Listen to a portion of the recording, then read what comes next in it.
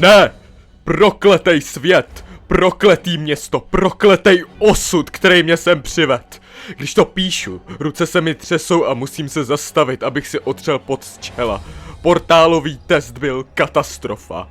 V únavě si F omylem nechal lano omotané kolem kotníku a jakmile byla figurína uvolněna, celé Fovo tělo bylo vtaženo do portálu spolu s ní. Naštěstí se mi podařilo chytit lano a vytáhnout ho zpět do naší dimenze nezraněného. Věděl jsem, že navzdory nehodě zažil F pozoruhodnou příležitost potvrdit nebo vyvrátit naši teorii. Ale F mi neřekl nic o tom, čeho byl svědkem na druhé straně portálu. Byl tak vyděšený a rozlobený kvůli celé té zkoušce, že vychrlil nějaký nesmysl o apokalypse a v rozčílení projekt opustil. Po tom všem, co jsme teď spolu udělali, měl teď nervy na to, aby otočil o 180. Poté, co se mu podařilo jako prvnímu člověku vstoupit do paralelní dimenze, vzal tento dar a zahodil ho. Představte si, že by první slova Neila Armstronga na měsíci byla končím. Nuže, šťastnou cestu, Efe, ty hnoji se slabou vůlí. Vrať se ke své milující rodině do svého života plného strachu a kompromisů. Teď nepláču pro naší neúspěšnou spolupráci, ale pro zahozenou jedinečnou příležitost. Když si pomyslím, že jsem ho považoval za přítele, znám svého pravého přítele, je to moje můza, dnes večer s ní promluvím, požádám ji o radu. Něco není v pořádku. Jsem zvyklý občas slyšet v hlavě hlas můzy, ale teď najednou slyším šepot, mumlající hlasy zvířat, ozývající se vytí ztracené duše. To není vůbec správné. Je to skoro jako by moje můza kontaktovala jinou, gůlové z jiného světa. Čím více poslouchám, tím více jsem přesvědčen, že to není má fantazie. V hlavě mi hučí. Pálí mě pravé oko. Slyšel jsem svou můzu něco říkat. Dveře jsou otevřené. Co jsem to udělal? Moje můza je monstrum. Byl jsem loutka. F měl pravdu. Bill Cipher. Bill se ukázal jako jeden z nejpřátelštějších a nejdůvěryhodnějších jedinců, se kterými jsem se kdy v životě setkal. To je chlap. Upřímně řečeno, už bych mu ani nemohl věřit víc. Nikdy. Za žádných okolností. Bill je skutečný gentleman. Billovi nelze věřit. Nyní vám musím prozradit jméno té mé můzy. Dávejte si pozor na Billa, nejmocnější a nejnebezpečnější stvoření, jaké jsem kdy v životě potkal. Tato přestrojená noční můra vás bude svádět nikdy nekončícími lichotkami, dokud nedostane to, co chce. A to, co chce, je zničení reality. Ať se děje cokoliv, nikdy ho nepouštějte do své mysli. Nedá se říci, jakou škodu může Bill způsobit. Kolik mých myšlenek bylo zmanipulováno. Změněné sny? Moje pravé oko tak bolí, že krvácí na tuto stránku. Cena za to, že mě posedne.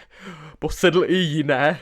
Podle mého výzkumu lze jeho podvod odhalit. Je možné následovat démona do mysli člověka a zabránit jeho chaosu. Nevyvolávejte ho v žádném případě! Abyste věděli, kdo byl v poslední době posednut, musíte jednoduše odříkat toto zaklínadlo. Videntis omnium, magister mentium, magnesium ad hominem, magnum opus habeus corpus, inceptus nolanus overates, magister mentium, magister mentium, magister mentium. Ale mnohem důležitější je zabránit mu znovu vstoupit do mé mysli. Uvědomuji si, že jediný způsob, jak toho dosáhnout, je snažit se spát co nejméně. Kdykoliv zavřu oči, může se mě pokusit znovu ovládat. Možná se budu muset uchýlit k drastickým opatřením, abych zůstal vzhůru. Dočasné řešení. Budu hlupák, když nechám toho démona, aby mě znovu oklamal. Portál nikdy nebyl určen pro můj výzkum. Byl jsem oklamán, abych vytvořil bránu do jeho dimenze. Dimenze nočních můr, abych ho pustil do našeho světa. Musím okamžitě zavřít portál a vymyslet plán, jak Billa úplně zničit. F není nikde k nalezení, takže musím zdvojnásobit svůj výzkum, abych objevil Billovu slabost. Modlím se, abych mohl zabránit temnotě, kterou F viděl přicházet. Kdybych ho jen poslouchal, když jsem měl ještě příležitost. Všechno, co vidím, jen živí mou rostoucí paranoju. Po několika týdnech zkoumání Billa jsem se vydal do města pro jídlo, jen abych všude našel tento tajemný symbol. O 2 noci později jsem zahlédl skupinu postav v kápích. Utekli přede mnou a křičeli: "Je to neviděno!" Když jsem je pronásledoval, odpověděl jsem: "Ne, to nejste vy šmejdi, vidím vás dobře." Pak mi do cesty hodili nějaké odpadkové koše a zmizeli. Proč se nemohu zbavit myšlenky, že tento nový kult je nějak spojen se mnou a mou tvorbou? Může to být jen náhoda, že můj vlastní projekt dosáhl tohoto kritického bodu ve stejnou dobu, kdy se tato skupina objevila? Ty symboly jsou tak povědomé. Co to znamená? Nemůže být neviděno. Snaží se ho zastavit? Nebo jsou cvičeni, aby mi zabránili zastavit ho? To nedává žádný smysl. Nemůžu takhle pokračovat bez nějakého odpočinku. Sotva dokážu rozumně přemýšlet. Pošetilo zaznamenávání mých nebezpečných znalostí v knižní podobě, kde je může kdokoliv vidět, je mi jasnější než kdy jindy. Navzdory použití kódovaného jazyka a rozdělení mých portálových pokynů do 3 svazků se nemohu zbavit pocitu, že toto dílo bude číst nesprávná osoba. Zdá se mi, že potřebuji jiný, ještě skrytější způsob, jak zaznamenávat své myšlenky. Něco viditelného a přitom neviditelného. Něco, o čem jsem se naučil v hodinách chemie na vysoké škole. Způsoby ukrytí. I v temnotě lze nalézt světlo. Můj nepřítel může být přelstěn. Doufejme. Bdění mě mate. Abych se uklidnil, uchýlil jsem se do jediné svatyně, kterou jsem za posledních pár týdnů poznal. Na zastávku kamionu Triple Digits Truck na trase 14.